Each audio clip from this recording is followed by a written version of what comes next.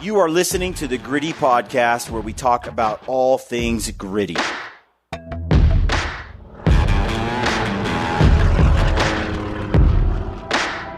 Hi, welcome back to the Hunt and Harvest Health Podcast. I am here with 8 men.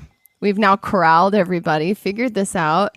Gritty is the ringleader over there on the other side, so he is going to also be putting this podcast out.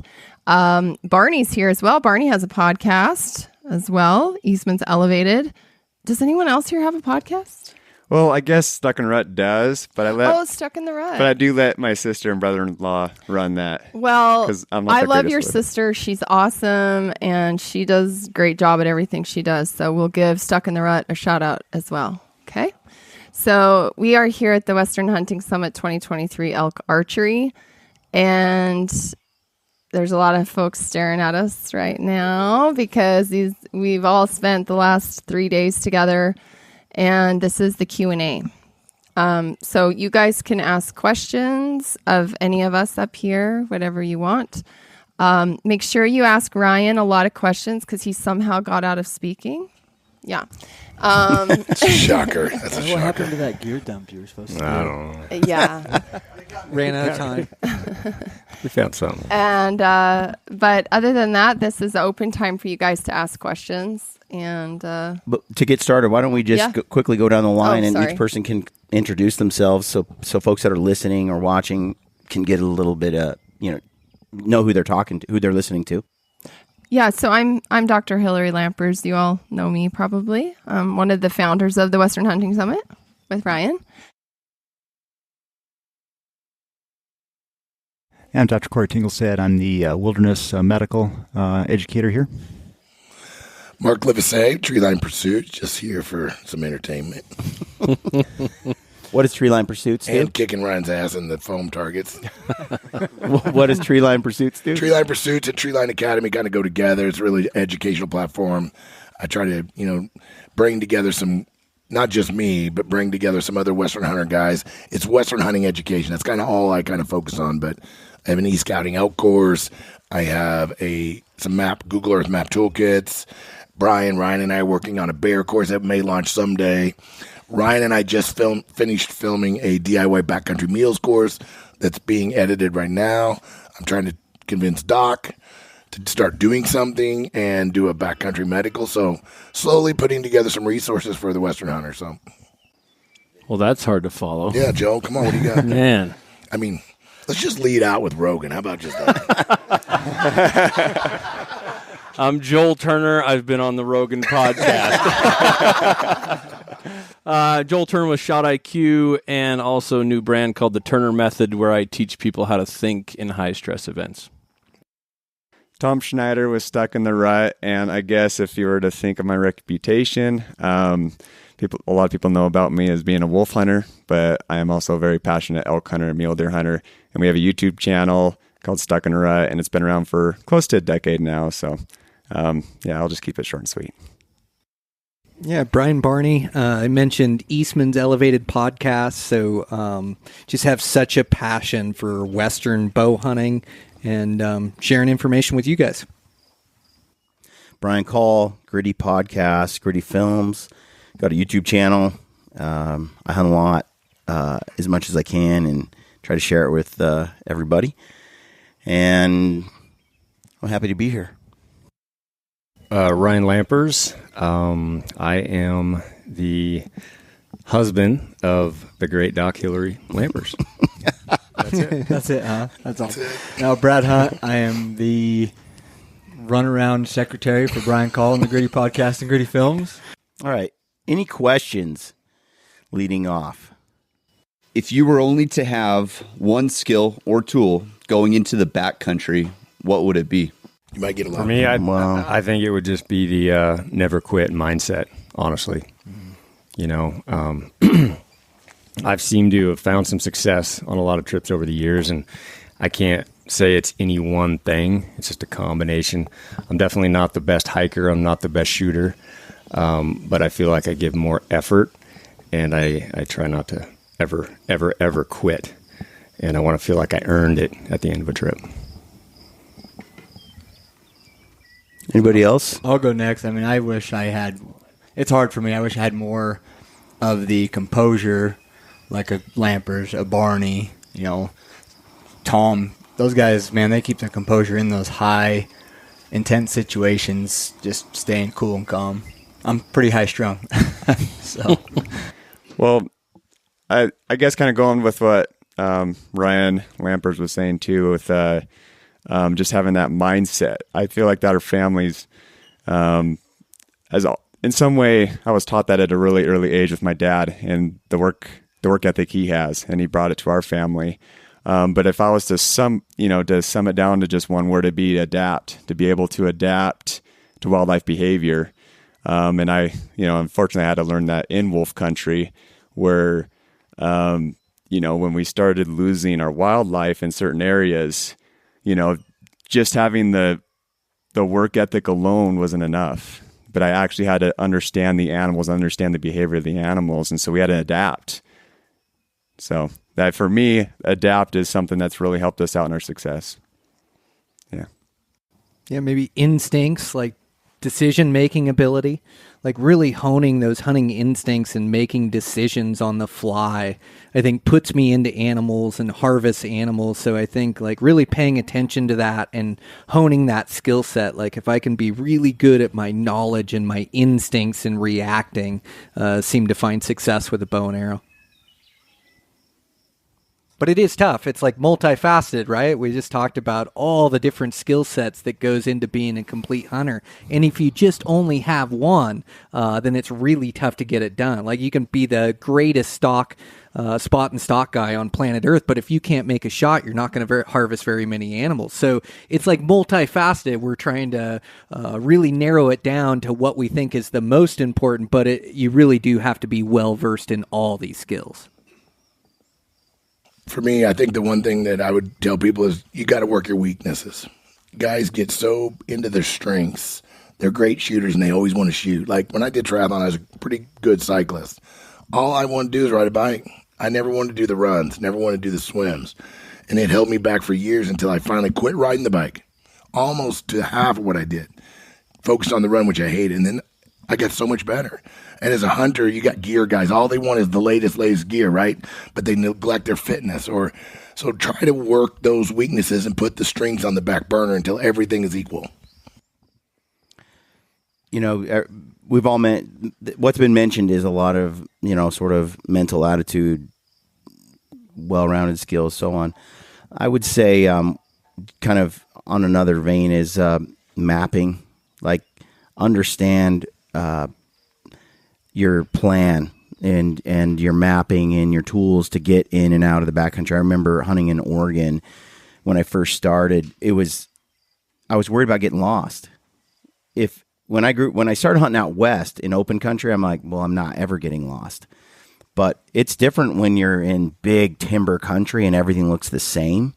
Places in Canada and Alaska I've been to, it's like can easily get lost.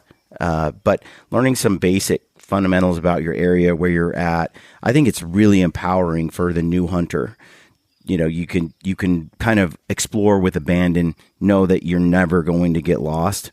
And so understanding your mapping systems, have redundant backups, your compass, all that kind of stuff, so that you are exactly where you are and where you're headed. So maybe just summarizing it by saying self-reliance. I mean, knowing kind of what your skill set is and what works for you. Obviously I'm coming at it from a medical point of view, and I want to make sure everybody's not having to cancel their hunt because of an injury that they really could manage in the backcountry. And I would think you could apply that to pretty much everybody's topics, is just kind of knowing what you need to know to get your hunt done. This is for any or all of you. What is driving you on your mission that you're on right now, whatever that is? We all do similar things. We all love similar things. But what is it that is really driving you? I mean, I can answer that quick. Like for me, it's passion. Like I have from day one, like hunting in the backcountry. Like that's something I've always wanted to do. And like my dad always said, he's like, I love to hunt, but I never figured out how to make a living how to hunt. And so I was with the railroad, and I took a giant pay cut to jump in on my opportunity. So just passion for it. I would say impact that we have when we teach a new skill or we learn a new skill, we figure out a way to give that to other people, and it's very impactful. I mean, we are figuring out things that mankind has been looking for since we started surviving, right? I mean, we're to control a shot, to control our mind in a certain situation, whatever. That is very impactful if you take it as such. That's what drives me. Getting old. Got to get it all in before it's too late.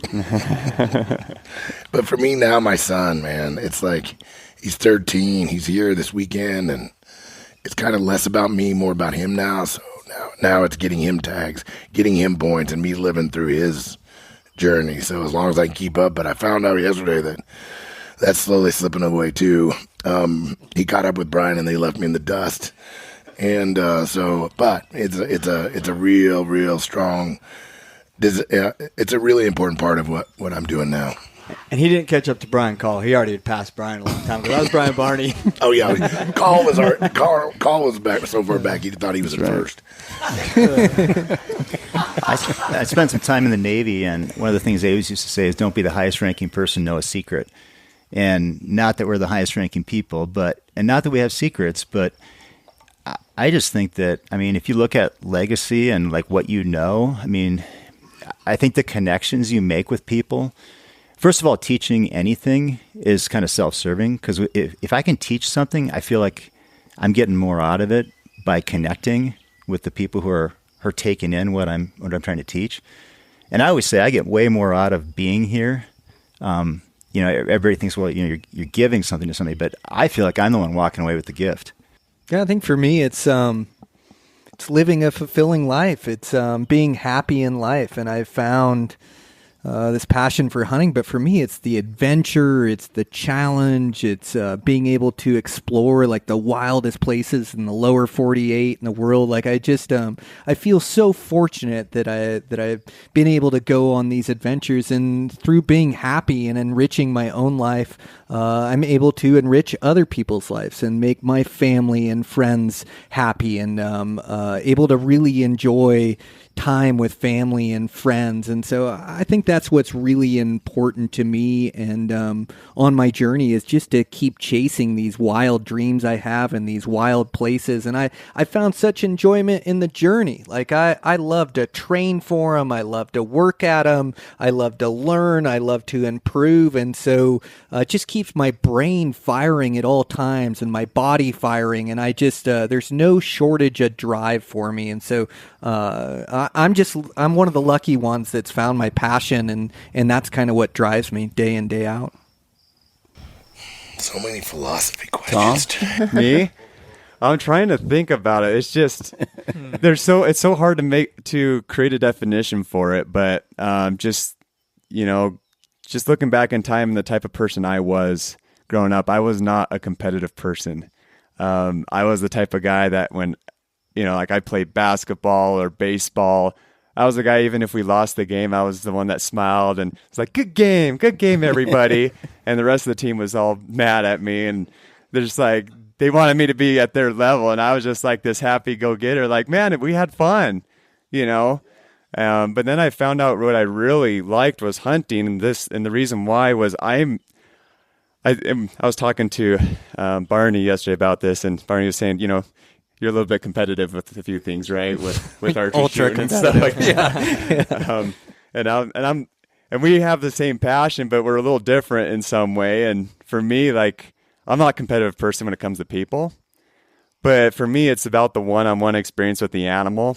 And when I kill a bull elk, I'm not sitting there trying to measure up to my brother's bull or anyone else's bull. I'm actually trying to break my own goals and my own barriers. And so for me, that's an accomplishment, and that drives me to the next year.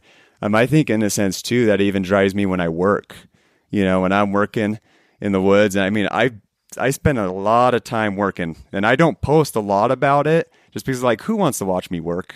But I get friends all the time who message me. They're like, do you ever even work? It looks like you're always hunting. It's like, oh, I'm working. I just put in a lot of time working because I know in fall, I'm going to take off a lot of time in the fall to figure out these animals. And then when I can take down a good bull and good muley buck, that right there is going to drive me to the next year.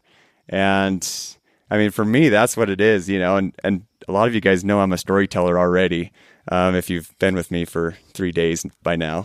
I heard a lot of people say they love Tom's stories. I appreciate that. And by the way, Hillary, they are true. I was joking. They are true. Okay.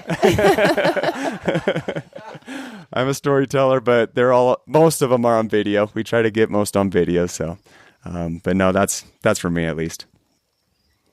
Yeah, I'd say I have I'm like Tom in the sense of I want to tell stories.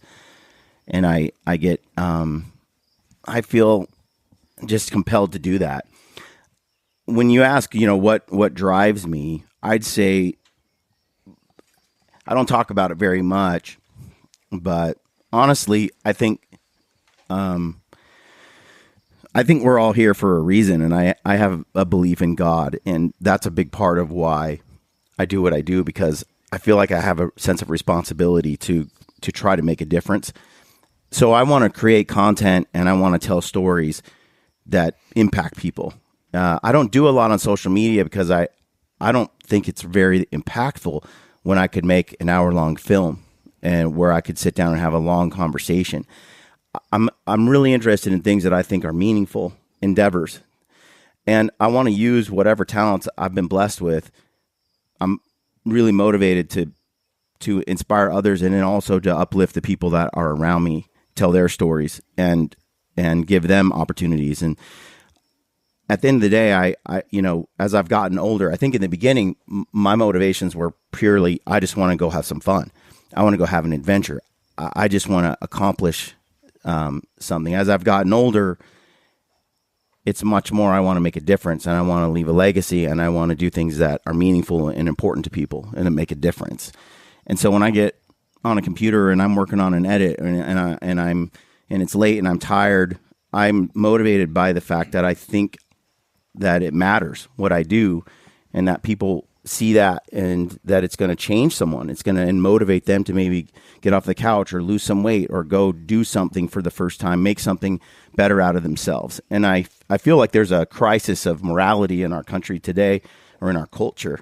And as much as I love hunting, I want to use this platform to build trust, to teach people, to share what I know about hunting. But then I want to extend that in terms of having a voice where I could talk about living a meaningful life, which is just transcends this kind of space. Hunting isn't, I feel like hunting is kind of connects me to nature and the outdoors and to God, and I want other people to discover it. So it's kind of what keeps me going. Well, how neat is that, too, that you actually get to capture your experiences on film and you get to relive it afterwards? I think that's one of the neatest things about filming your own hunts.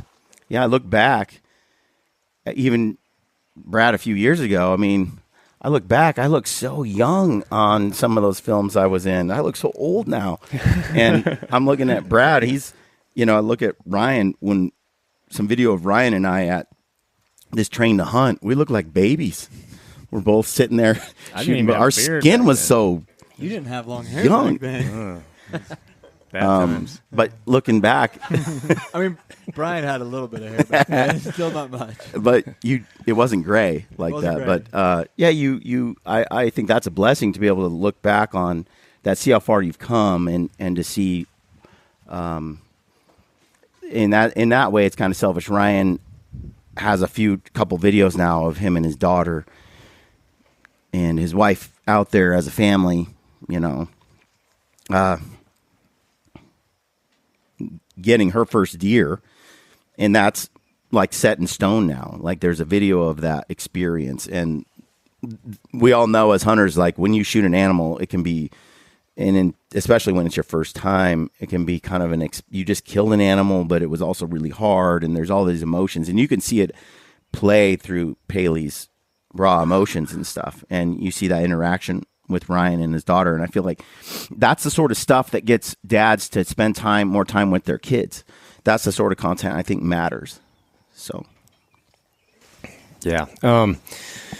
What drives me? Everybody had great answers. I think passion is always what comes to mind. But, one thing that I recognize, being able to spend so much time in the mountains is that, I've gotten to see a lot of places that others haven't throughout my life. I was blessed with very good mentors in my father, my uncles, people that I just randomly connected with over the years in the younger days. And, they're the ones that got me to find success like I have now. So, I've been very, very fortunate, very, very lucky to run across the right people to push me to be able to do what I do now. So, obviously when you've been blessed with that, you want to give back a little bit and you want to inspire, try to motivate people to get out there and do it. I know one thing, we've had these conversations a lot, Brian and I, there's a little pushback these days trying not to recruit new people into the hunting space.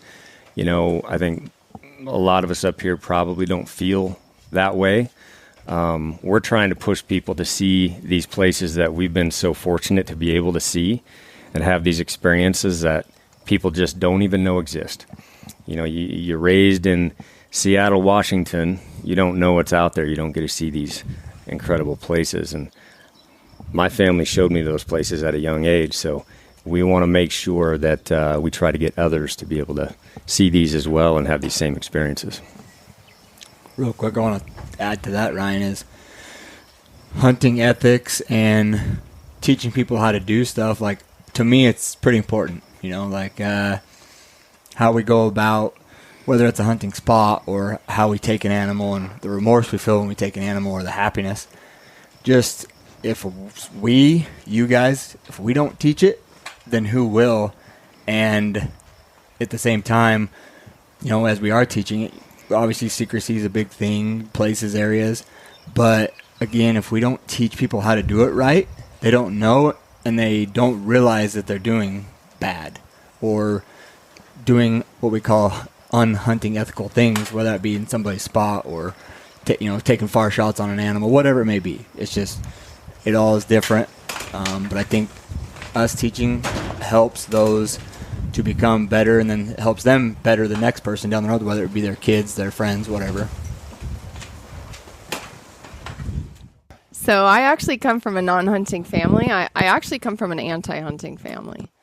But I was lucky enough to grow up in Montana.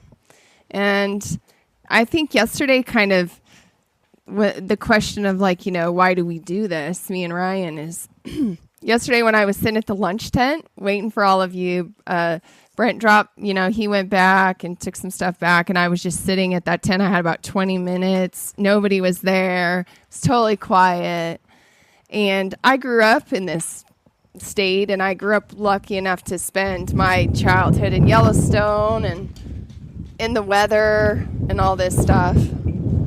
And I think it's important that people have time in nature, because even myself, living in Bozeman, which is still a small town compared to Seattle or something, just coming out on the prairie and sitting there for 20 minutes by myself in the total quiet and listening to the birds and having it rain and all that stuff. So many people don't get that experience. They don't know the quiet, And I think that's a really important part of your health.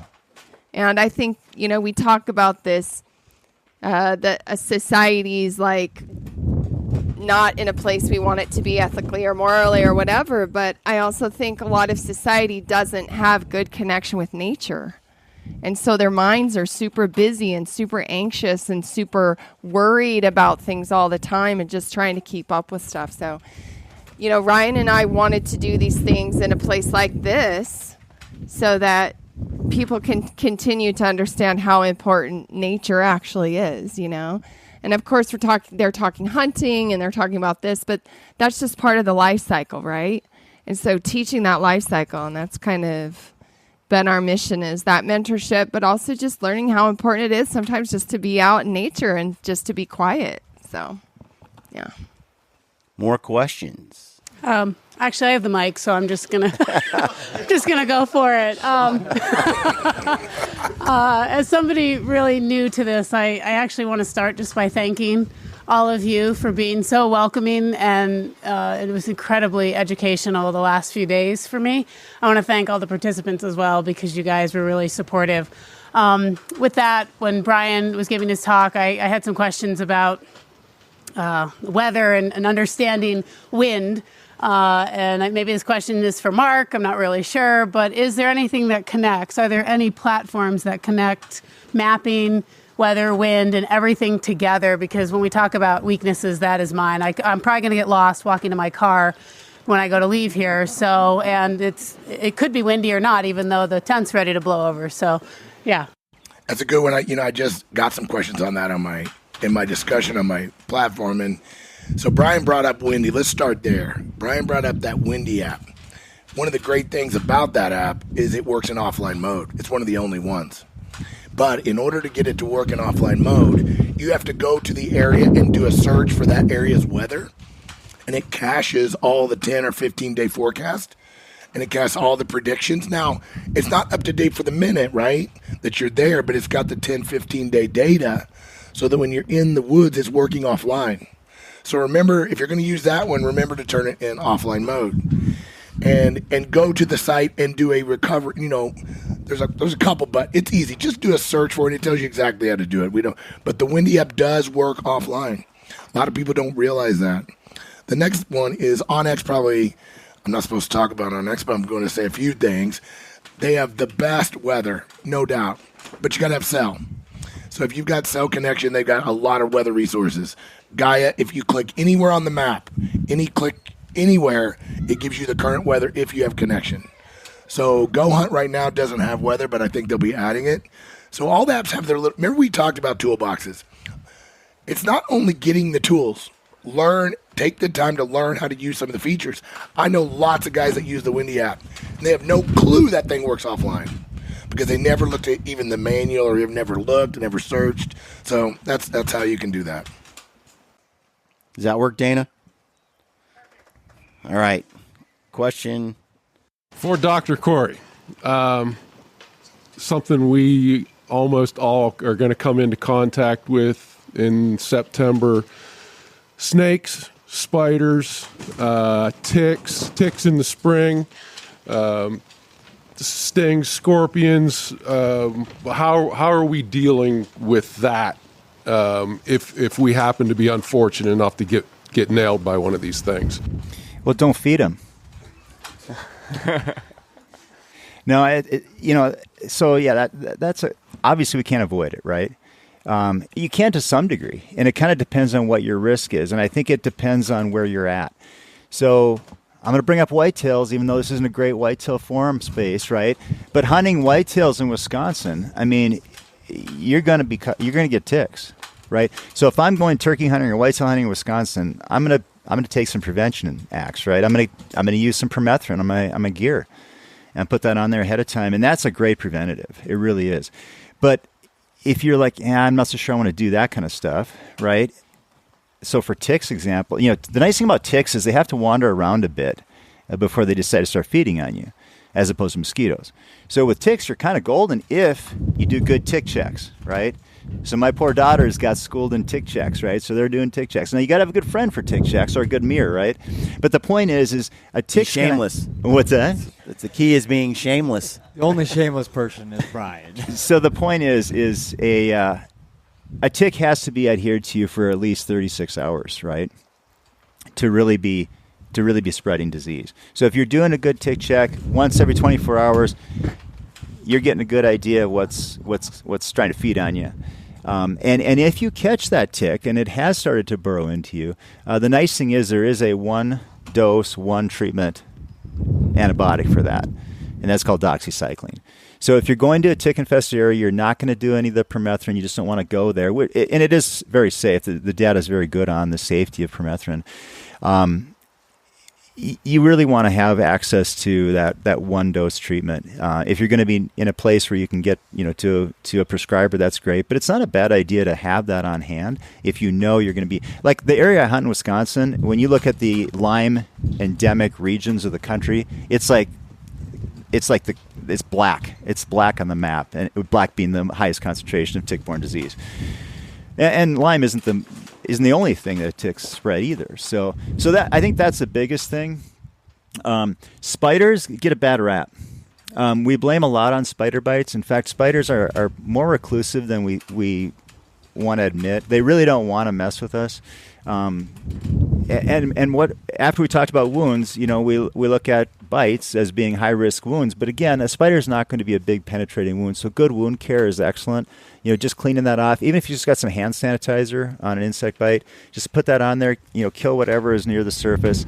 And again, most infections that people come in and they say I've got a spider bite, in fact, truly aren't. They're probably more of a staph or a strep type skin infection.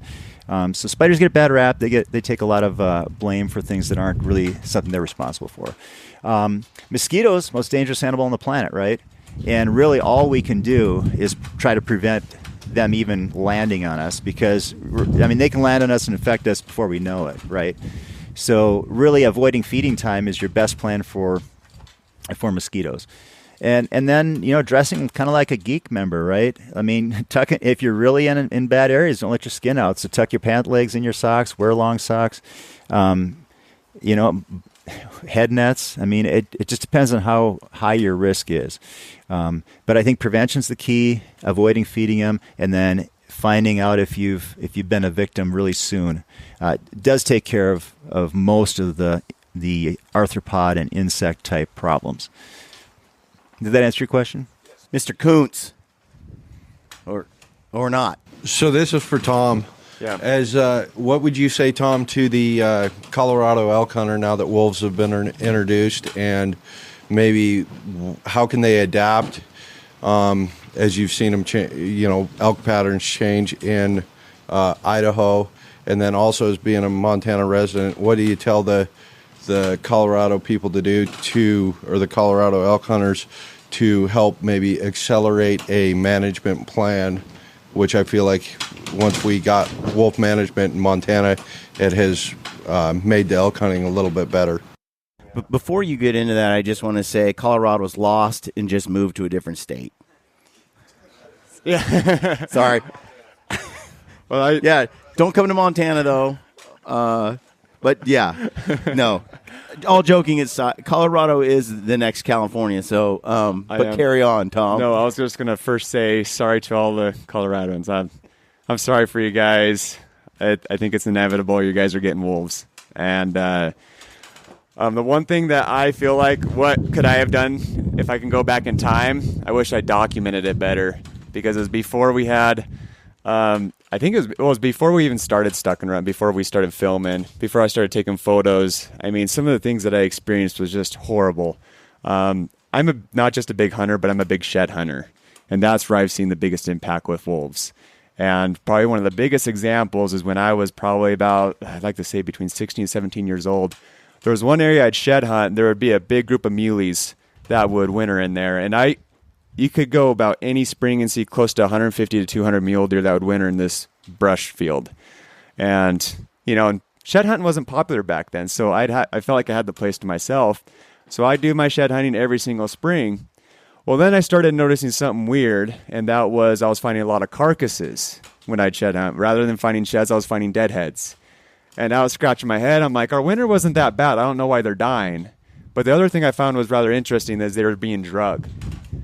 But I'd say in 4 years period of time, it went from 100 and, like I said, a little over 100 deer to about 10 deer. So it was within a 4 year to 3 year period of time. It was just like not even worth shed hunting in there anymore. And I saw that with moose. I saw that with elk, and I felt pretty helpless because we couldn't hunt these wolves. But I wish I did better documenting it. I wish I was better in getting involved anytime they had public meetings when the Fish and Game said, hey, we got a public meeting coming up. Bringing these photos in, showing what you're witnessing. a lot of this they don't even know. They don't even know this is happening. If these animals aren't collared, they're not watching them. And so that's kind of my experience with it. And again, like I said, I'm sorry. I don't think there's going to be a Colorado wolf season anytime soon. And and that's why I don't want to push this, but I'm like, that's why I burnt my points this year in Colorado.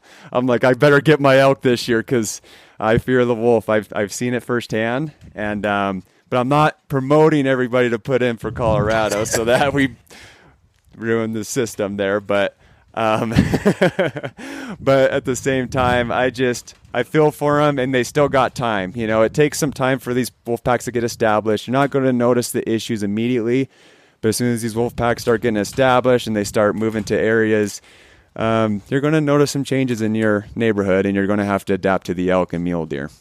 Did that answer the question at all? Okay. How did you find, and what qualities do you look for in a good hunting partner? Oh, man. You want to answer that one, Ryan? Mm-hmm. Well, none of them that are at the table.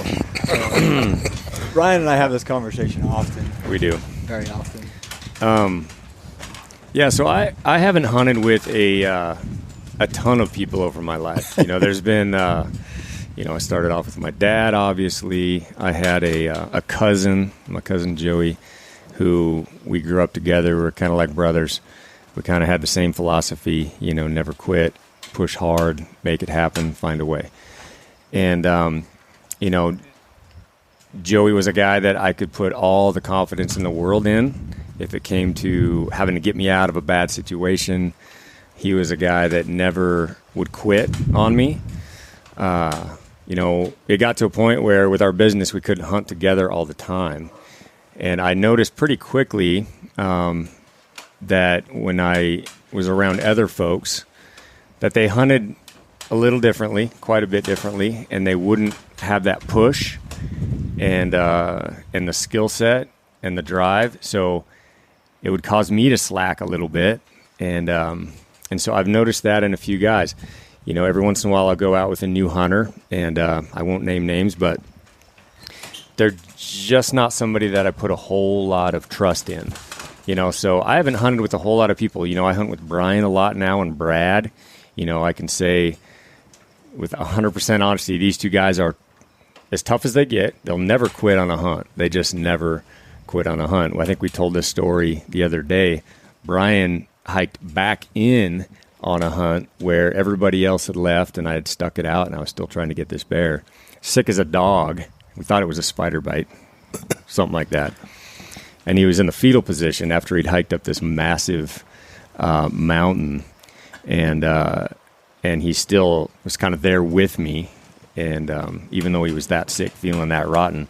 So, I think finding somebody that has that, like the ability to get you out of a bad situation that you have all the trust in the world in, they'll never quit, they'll never hold you back. Maybe that's not everybody's style, but there's very few quality hunting partners, I think, that match your skill set. So the last thing you want to do is find that guy that is negative, that doesn't have that push that you have. You're never going to be happy with that guy. And I've heard so many horror stories over the years of people having to come out early because their hunting partner just didn't have it in the tank or didn't have the right mental fortitude to keep pushing and find a way. He just didn't have the go that the other guy had. So, I would look for that guy that matches your drive. And somehow, some way, I've found, these two guys that and find a guy that has llamas, too, because that guy's important. Really important. Well, I don't know if he's got the mental drive, but he's got llamas. I mean, he had it, but he's old now. You know what? I can attest to last year, Mark, on our bear hunt. We were packing in, and we ended up doing a 17-mile day, shooting a bear, and coming out. So total of 17 miles, and I thought that old man he was going to die. But, that's the thing with Mark is his mentality, like there is no quit in that guy.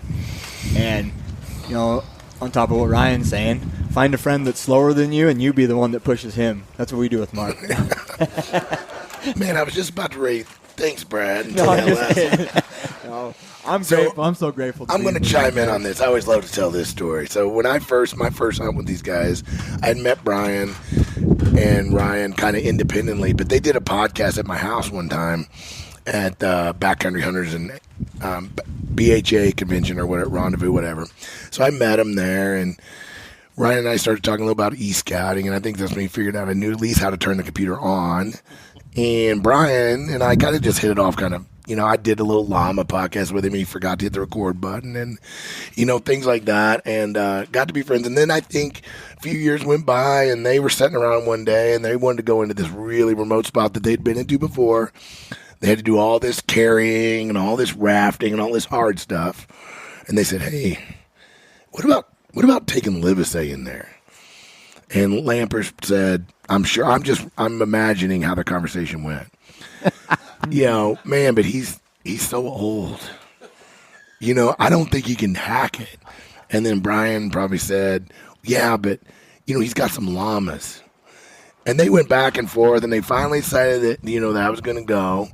And so we went, and then we crossed like 7 rivers, and it's in the spring. And we're back there, and I'm like, so what's the plan? Like, if the rivers get just raging, and we've got these llamas and me, and I got to take care of these llamas, well, Livesay, we'll just raft out, because we're carrying their rafts. But guess how many rafts we have? 2. And there's how many of us? 3. And they're like, we'll just raft out, and we'll bring you some food. Don't worry about it. Contingency plans, Mark. We'll bring you some food. We'll bring you some food. Don't worry about it. So that's how we met, and hopefully I was able to keep up, and now I'm really enjoying hunting with these guys. But it's been a journey, and it's been fun. But I drug Mark all over the spring, and he climbed straight up faces. And it'd been a while, huh? Since you'd carried your whole camp on your back and left the llamas behind. Well, I was going to say that. So yeah. Thank you to Brent. We went on a hunt, and Brent kind of took my role for a little bit. We had this great vantage spot that we were looking, and Brent offered, even though he was hiking like a machine too, to stay in camp with the llamas so that I could go on a couple-day excursion to chase some bears with my pack. Well, I'm a llama guy. So then all of a sudden I'm loading my pack at camp, and I'm like, this is heavy. And then Brian's like, man, we probably need to take 6-9 liters of water, and I'm like, oh. So I threw in my hydro packs. I'm like, oh, this is gonna be a whole new game. And so we start up this massive ridge, but it was fun. I usually am the llama babysitter while these two run around and keep texting me how many bears they're seeing. And but anyway, it was fun to do. I got a chance to do that overnight, but I wouldn't have got to do it if Brent wouldn't have been willing to babysit the llamas a couple days. And you did fine. A lot of people couldn't do that or would quit, and you just plugged along day after day. And you said at the end, you're like, you know what? This wasn't as bad as I thought it was going to be. I think a lot of times people quit in their head is their problem before they even start. That's right. I think the other thing too, though, is there's the person you're considering the potential partner, but what's going on in their life, I think, is important, because I used to hunt with a guy pretty regularly, and he just had a relationship where, if he went more than 24 hours and his wife wasn't getting some kind of good, deep, not just an inch message. They had to have a 15-minute conversation. So he's always looking for a place where he can get a signal. And finally, he's just like, yeah, I'm gonna just pull out early. My wife's got too much going on. And I'm not saying that, it's bad to have a wife. I love my wife. But when I got married, I got on a ship for 6 months at a time, so my wife is good with that. So I think looking at the setting in which that person is living, because the rest of their life's going on, and if they've got something unsettled somewhere, it's going to be hard for you to motivate them. That's just what I noticed with this one fella, and we had to stop hunting together because it was every year. It wasn't getting better. So it's a good point, actually. I would say when you talk about, someone to hunt with, a good hunting partner, I think it starts first with character. That's number one. Is are they honest? Do they have integrity? Do they have moral fortitude. To me, that's number one. In Jordan Peterson's book, 12 Rules for Life, he says, hey, make sure that the people you hang out with are genuinely excited for your success. When you shoot that giant animal and your hunting partner is there, is he genuinely stoked for you? Or is he sitting there throwing caveats like, well, I could have done it too if blah, blah, or something like that. That wolf, I mean. Yeah. Like, you. I'm kidding. That's a perfect example, though. Like, It is. you need to be with people who are genuinely happy when you win. And that's a tricky thing. You'll be shocked how few people actually are that way. The other thing is you become like the 5 people you hang out with the most. Well, 10 days in the backcountry with somebody, that's like a month with someone. It's more than that. There's something different about all day, every day shared suffering. And make sure you're around somebody you want to be like. And you be that person for them, because I really believe that matters. Who you spend all your time with is who you tend to become like. Make sure you're with someone that challenges you, that pushes you, that makes you grow. I think I've hunted with some guys that are tough. I've hunted with some guys that can kill. But they didn't have the character like what I get with Ryan and Brad and Mark. And that matters because we talked about people that are go-getters, that are tough, that don't quit and all that. And I think that is important. But it only matters to me if that person also has my back, right? That just because they're tough doesn't make them a great hunting partner. A great hunting partner is someone who's genuinely happy when you succeed. Yeah, it's finding somebody that's better at life than you are. Right? Finding someone that's better at life than you are. So you look at things that they do and you aspire to those things, and that makes a great hunting partner. And this has come from somebody that, I hunt by myself a lot, but I do have one person that I hunt with, and they're better at life than I am. And so it allows me to always have something to aspire to, a little extra time in the field, a little extra time on my bow, whatever it may be. And like all these people say, every one of the lives that are sitting up here at this table are squared away people, right? So everything Doc's saying, everything we're talking about, look at people that are better at life than you, and then those are the people that will elevate you.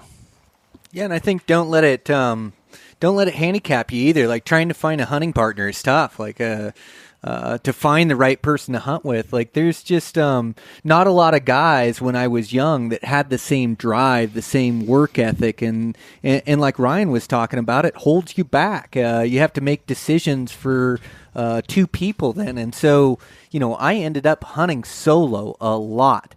And I think that you can't be afraid to go out and go do it solo and to not have to have a hunting partner all the time.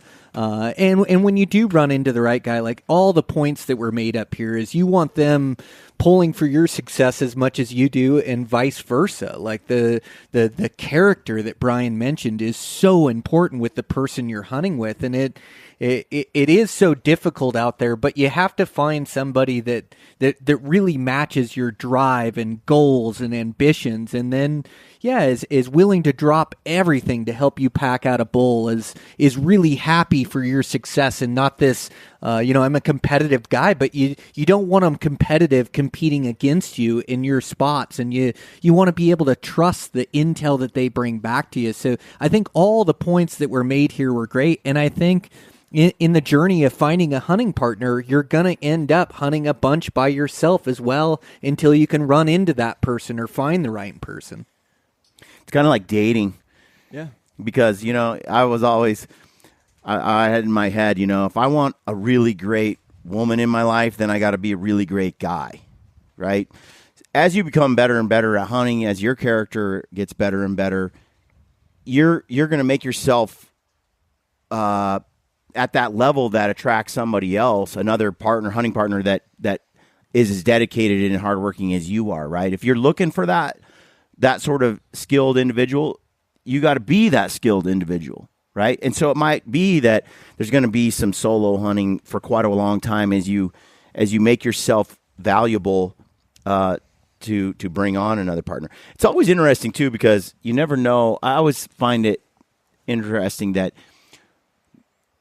I listened to a podcast the other day where they're talking about the differences between men and women. And they were trying to get men to hang out together in this big group, and they had this in this little town. They had this community where the women would get together and they would just hang out and talk, and they'd have this big community setting, and it's kind of like a party, whatever. So they would do that, and all these ladies would come, and then they do it for guys, and nobody would show up. Nobody. Then they started, because they started doing this thing where they said, we're going to build a barn. Like a service project. Bring your tools. Let's all hang out. And dude, all these dudes showed up, and they were building this barn together. And you realize that as men, we actually have a desire to do activities.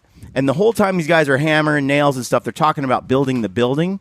They're not talking about their feelings, right? And I think that that's one of those things that when you are able to go out and with a good hunting partner, we're focused on the goal.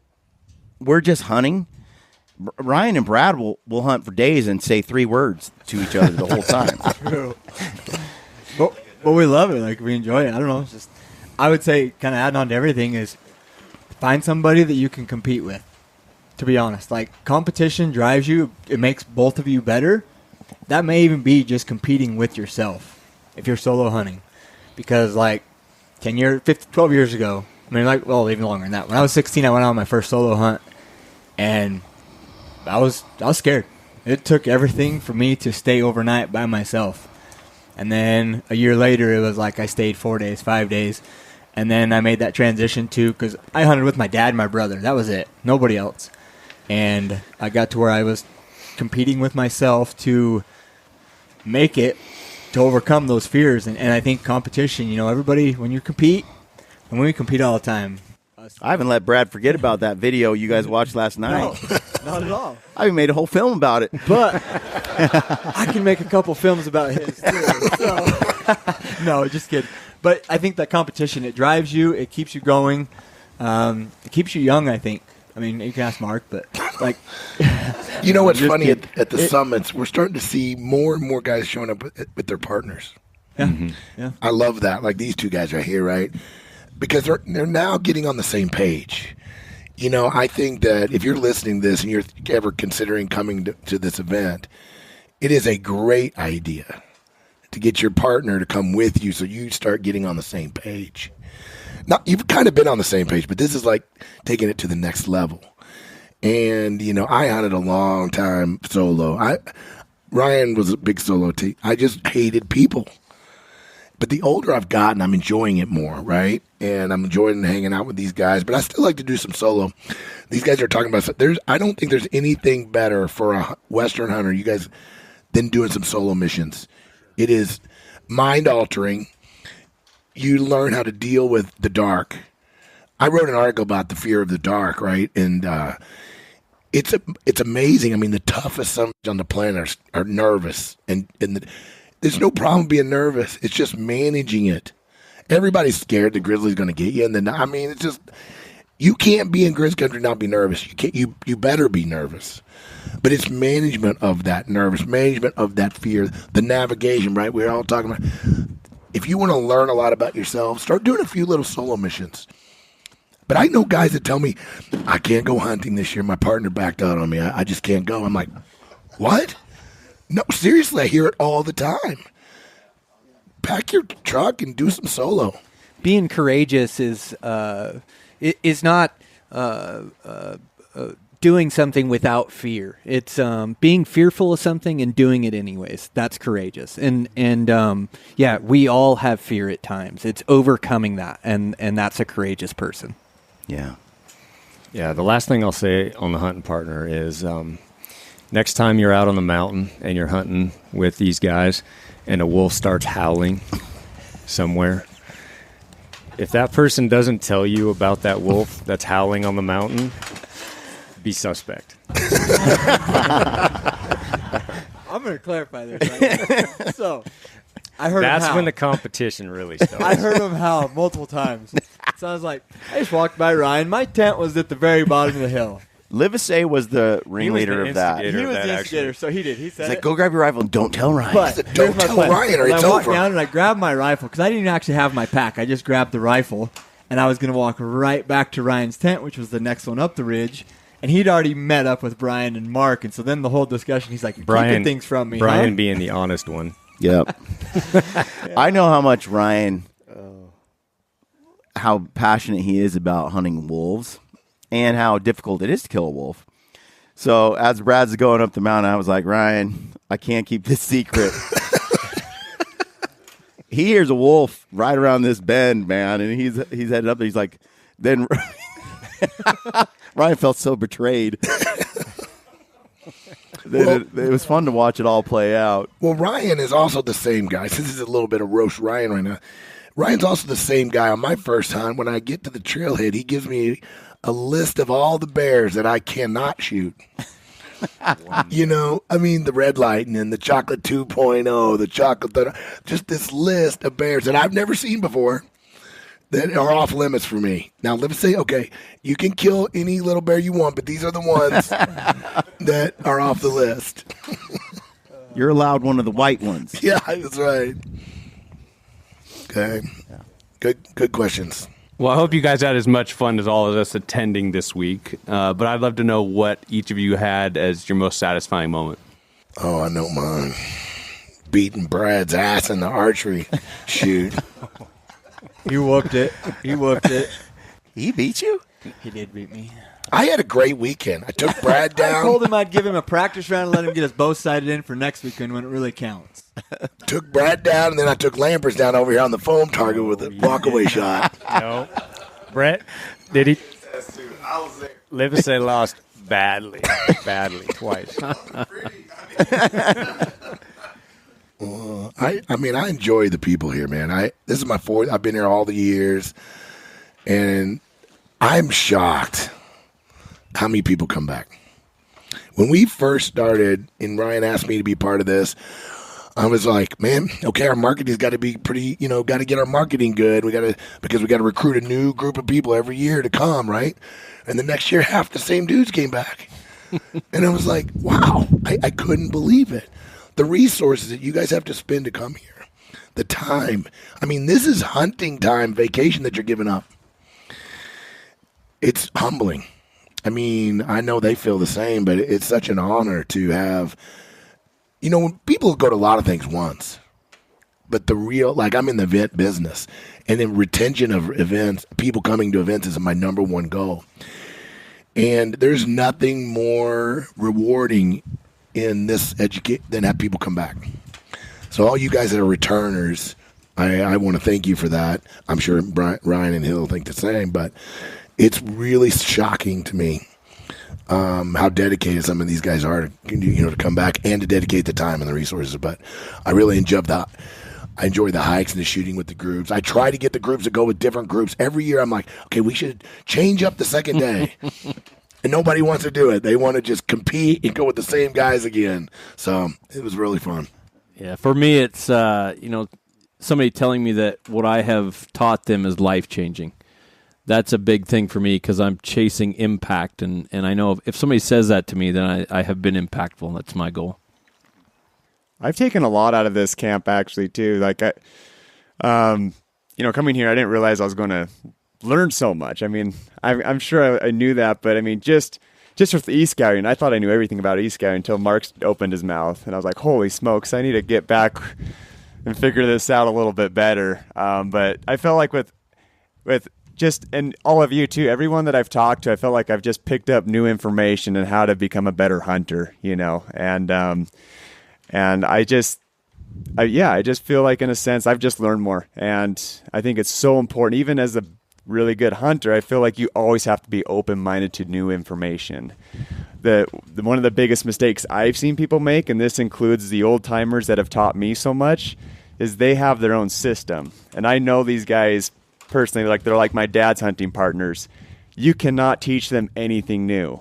But you see through time and animals have adapted. They were at one point when they were my age, they were pulling the biggest bulls off the mountains. Now they're empty-handed every single year. And they stopped taking in new information. They stopped adapting. And so I feel like it like when we go to these camps like this, no matter how much knowledge you think you know, to always take in the information like it's brand new, like it's the first time you heard it. And that's what I did, or that's what I tried to do, and I learned so much. And I'm sure there's stuff that I'm going to have to, I might have to come back to one of these again. It's just, because there's just so much information, so much knowledge. And so I appreciate being invited to this. I love sharing the adventure with like-minded individuals. Like, I'm not a guy that goes and shares a beer and has a meaningful relationship with guys. And, I'm also not the ringleader that holds court at the end of the night. So, like, to be able to be in small groups or one-on-one and have these conversations, and then to go do a hike and to camp on the mountain and shoot these targets, this is all stuff that I love. And I have to say, like, my favorite part is when it starts to rain and starts to mud up and we got the long hike in front of us and we're starting to grind a bit. Like, my smile gets bigger and bigger. Like, that's my enjoyment. And so I really think it's like sharing an adventure with you guys. Like, it's my favorite part of this summit. And when you take the lead group 2 miles off course? Oh, yeah, I definitely like to do an extra couple miles for sure. Yeah. Might have been some navigation. You were smiling. So they're 2 miles off course, and they get back to the 10 brides just smiling. Like, man, it's so good to get a few extra miles in. My group was like, Livesay, what the hell? And Brian's like, oh, that was so great. Yeah, I'd say this trip was a little different. I was kind of in the house all day working on edits and stuff for meeting some obligations, so I didn't get to go out and do what I would normally do. But the highlight for me is all of the like-minded, like Brian said, it's all the like-minded people that share the values that I share and that tell me their stories, share their personal experiences. Also, it's a highlight for me to meet people that say, hey, I appreciate what you do. It validates what I'm trying to do. And so when I hear people come up to me and say that stuff, it really means a lot. Yeah, it's hard to put a finger on the one thing. I appreciate the event from start to finish, just the willingness for people to come out here and take the time and put forth the money to come to this event. But, Brett and I were having this conversation this morning about, when we started these events, we wanted it to be educational, and then it's kind of turned into this, a little bit of education, but we want it to be an experience. And in my old train to hunt days, what I valued from those races that we used to do, they were hard, and there was always this, you heard shared suffering. There's something about that builds community, that earns respect amongst the guys that you're doing it with. So, we're always fighting, like, I want the hikes to be longer, and I want the shots to be tougher, and Livesay's over there like, no, we need to go shorter, and we need to make these easier, and all this. And, the first year he wanted to do 18, him and Brian, Barney and Lampers got together to plan the course. They are not. It was 18 miles with almost 5,000 feet of vert. And these people are coming from Pennsylvania, California, over the snow fields. I'm like, yeah. Well, it was a great summit. Yeah, we went by BARRELL on that one. That was an adventure. But I appreciate everybody. Appreciate everybody coming out, and I know there's a lot of blisters and sore feet and some chafing and sore legs and all that after the last couple days, bug bites. But in the end, I found that doing these hard things that we can make this very easy, but you don't appreciate it as much, just like a good hard hunt. I hate the easy ones. I get nothing out of those easy ones. That's why we like to take it down to the last day. That's why we want to put ourselves in these really difficult to get to places. In the end, it feels like you did something. So I appreciate everybody coming out here and putting themselves through this and doing the hike. And I didn't hear any complaining. I saw how people were walking at the end. I know people were suffering a little bit, but I think a little shared suffering is good for everybody. Yeah, I mean, just you guys coming up to me and, appreciating. Like, I'm fortunate to work with Brian. He's one of the best in the industry as far as films and just character, too, and Ryan as well. Being a part with these guys, it's pretty cool for me. And I get asked a lot, like, what's your experience, from when you were hunting, with your family or yourself and then hunting with these guys? And I'm like, there's no change. This is how I've hunted my whole entire life. And it's made this transition easy for me because, we love to hunt the way we do, the competition, the banter we have between all of us, and we're close. And I'm not someone that lets people in like that. So I just want to say thanks to these guys, Barney, everybody. And I just want to say one last thing. I'll chime in here with the fellas. So last year, we had an attendee come who was one of our best friends through the Train to Hunt community. And he's always been, he was always a huge supporter of mine and Ryan's. He was like one of the first persons to ever buy a hat and a shirt. He came to every event we were at. We were pretty close with his family. And he died about a month and a half ago just running. He was training for a triathlon. He was 60 years old, and he just died on the side of a road of a massive heart attack at 6:30 in the morning. And I think that goes to show you how life just hangs on a wire. None of us really know when our time is up. And I think what, Ryan and I have gotten out of this community, we can never pay you back for what you've given us. My husband was a recluse. I will tell you. Really? A recluse for most of his life, most of our marriage. And when we got into Train to Hunt and we met Gritty, we got around these quality people. And he realized that was his motivation to say, I think it's time that I have to share what I know. And without these people up here and without all of you coming to these things, he would not be sharing what he knows because he wouldn't see the value in that. And we just want you to know, every single one of you, even if we didn't talk to you a ton, maybe we don't remember your name because a lot of you have the same name, Jim and James and Brett and Brent.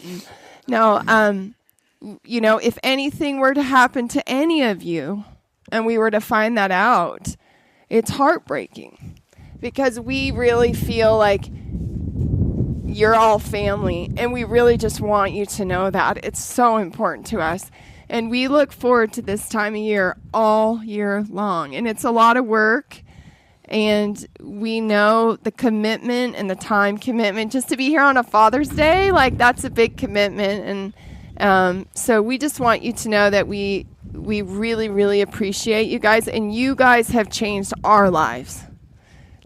Every single one of you have changed our lives. So, just know that. And if you ever need anything from us, Ryan and I are here now.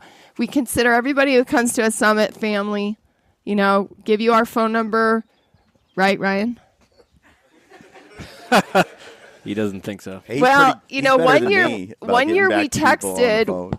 One year after a summit, we texted everybody that came. I don't know if you were in that group. Ryan texted you from his phone number and said, thank you for coming. You have my phone number.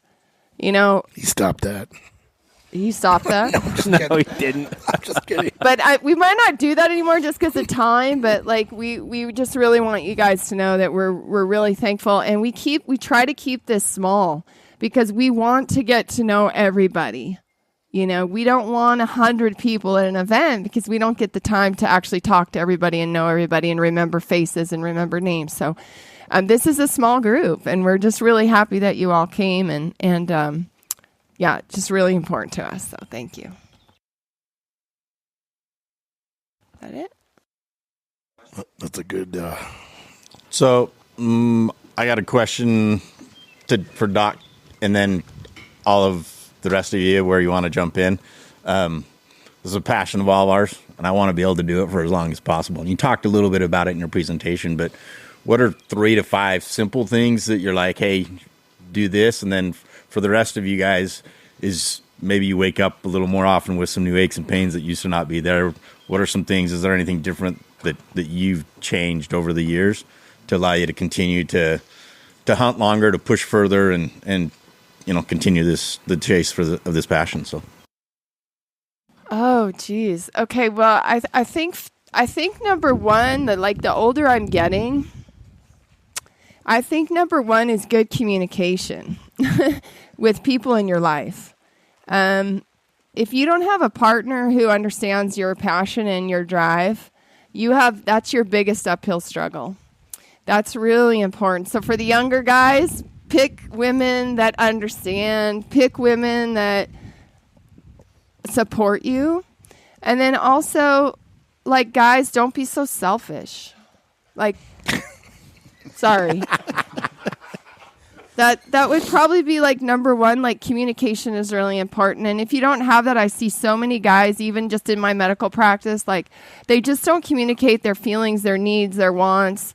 They have a lot of mental and emotional issues around that. And I think Corey and I have talked a lot about that this weekend, is sometimes guys don't ask for that help and they maybe never had good mentorship for that. So I think communication is really good.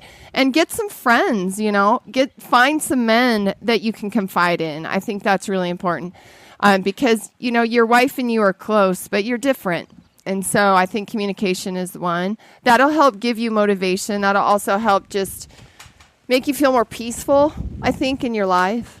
And maybe faith goes along with that, Some people are more faith-based than others, or religion or whatnot, but I think that's also important. Diet is really important. All the things you eat are going to cause more inflammation or not, so you really need to figure out what works for you. I would say diet's probably number one. And then sleep.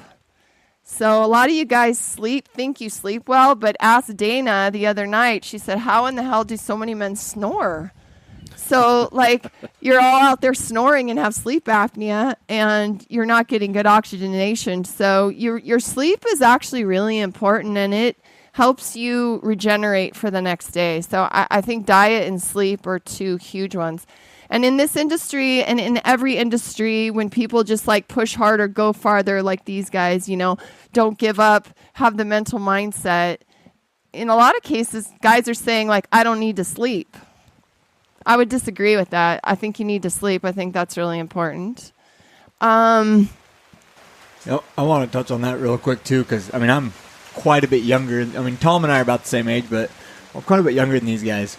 But I've had major knee surgeries. I've had, sports, football, rodeo, whatever. And who rides a bull? Come on. Guys with passion. One thing is I was young, you're dumb, you're got a sweet tooth, you like sugar, you like soda, whatever. As soon as I cut that stuff out of my life, I noticed inflammation go away like that. And then the second thing was changing a diet. So I was 31 years old with testosterone of a 81-year-old man in 1975. It was sub 500, 430, something like that. Just changing my diet, it skyrocketed.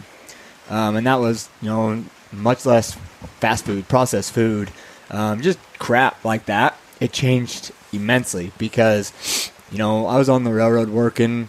You're working 12 hours a day. You don't want to go cook a meal, you go buy something at Taco Bell or Wendy's or whatever. It's not healthy. It catches up with you fast. And then the other thing is sleep. To me, as Brian and I stay up till 4 a.m., trying to get films done. But when we're not doing films, we're on the mountain, we sleep pretty well. We try and our sleep 8 hours a day, and a good 8 hours. Like Hillary said, it makes a world of a difference when you can do that. Yeah, kind of the basics. You got to move, you got to eat, you got to sleep, you got to have good people around you to support you, and community. Those would kind of be my 4 big things that And it's constant work. Health is never this place you just get and then you're just there. Health is like constant uphill climb. And if it's getting too easy, you might have good times in your life where things are great. But you'll notice if you start giving up those basics, you start going down again. So I think you always got to be conscious of it. I think if you're a go-getter, driven, male, female, doesn't matter, you tend to sacrifice your body to win, to get the prize. And there's that saying I try to keep in the forefront of my mind that without health, what do I have? Right? I could be a millionaire. Who cares? Like how many millionaires would give up all the money in the world to feel like they're 25 again and climb a mountain and be out there and feel vigorous? Like health is king. So yeah, what's Randy saying is like you're going to run out of health before you run out of money. Well, yeah. I heard a quote the other day too. It was on something, but he said, "If I gave you $10 million today, would you take it?" And everybody's like, "Yeah, oh yeah." And they're like, "Would that make you sad?" And they're like, "No, not at all." And he goes, "Okay, what if I gave you the $10 million, but you don't wake up tomorrow? Would you take it?" Everybody said no. Yeah, I think about that a lot. Yeah, because I think if you think about it, it keeps me in check because, I'll start neglecting things. I won't go to the gym. I won't eat the best. I won't get sleep. And because I'm trying to do other things. And I always try to remind myself that, my health is king. If I can keep that dialed, be as fit and healthy as I can be, kind of everything else falls into place, actually, in the end. There's a song lyric. It goes something like, something like all the well, not sex, but all the what's on your mind? I like where this is headed. Yeah. I do too. Yeah. All the money in the world, doesn't mean much. All the success in the world doesn't mean much when your health declines, when your health is down. So all that success, it really does. It does matter, the health part. So I always try to prioritize that and then stay with it. And you can't make it up. You don't get to just like I look at Ryan and myself because Ryan's pushing 50 in a year. Mm-hmm. I got old friends. Yeah, joining the club. I'll be 49 in a couple of months. He'll be 50. And I look at the sort of the fitness level that we have, how good we feel. And I look at other guys that are 10, 20 years younger than us that are so broken. And I really feel like that's because of a lifetime of choices that we started banking, 20 years ago, which has brought us to this stage. And one guy's 60 is totally different from another guy's 60. And when you look at Brad's dad up there on that mountain running circles around Brent, it's like, he's twice his age, but he's out there just grinding. And he's not exactly the healthiest when it comes to food, but he is pretty good, but he's like, I would say food's not great, but he's also never stops moving. He doesn't stop moving, but he doesn't. I wish I could get 30 more years out of him. But I don't know if this answers your question, but a lot of guys always ask, like, a lot of people are looking for, like, what do you do, like, specifically, right? So for me, it's obvious I'm an older dude, right? I'm 57. It is obvious. And so for me, one of the reasons I'm doing it is because I did do a lot of physical things, and I know I drink some Monsters now and then, but I'm pretty healthy because of my wife, right? And all those years. But turmeric, some of the stuff, one of the things that opened my eyes was I never took CBD. I wasn't until I met Ryan and Hill. I'd take some ibuprofen if I was stiff. Way too much. When you're hunting 100 days a year, I was taking way too much ibuprofen. And I knew I was, but I needed to get the soreness so I could keep doing what I'm doing. Like Brian said, I'm willing to do whatever it takes to keep going, right? Well, that wasn't the solution. it wasn't a long-term solution. So when I started taking CBD and adding turmeric, chondroitin sulfate, a couple of things that they don't do, I don't know if they do the chondroitin, but the line, I'm not trying to be a salesman, but it has been a game changer for me. I literally take ibuprofen like once a month when I'm hunting, and it's usually an injury or I twisted something or something. The CBD has replaced it. I don't know, man. That StHealthy nutrition stuff is snake oil. But it's good stuff. I mean, and whether you get it from them or whoever you get it, but some of that stuff is very helpful. Now, there's a lot of stuff out there that is bull. Well, and what I was getting at before I turned into a crybaby was my dad is the guy that never goes to the doctor.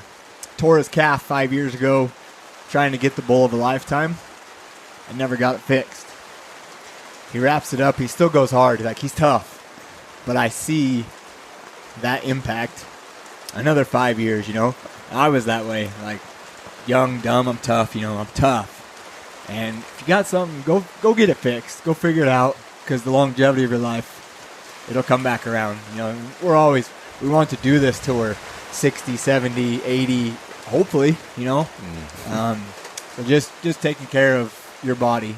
I think mental health too. Yeah. It's like everything everybody's talking about, but we deal with so much stress in today's day and age, and I deal with a tremendous amount of stress, and it's like trying to be happy in life, and happy in life is definitely chasing your passions, working towards your goals, but for me it's also relationships with my wife, with my kids.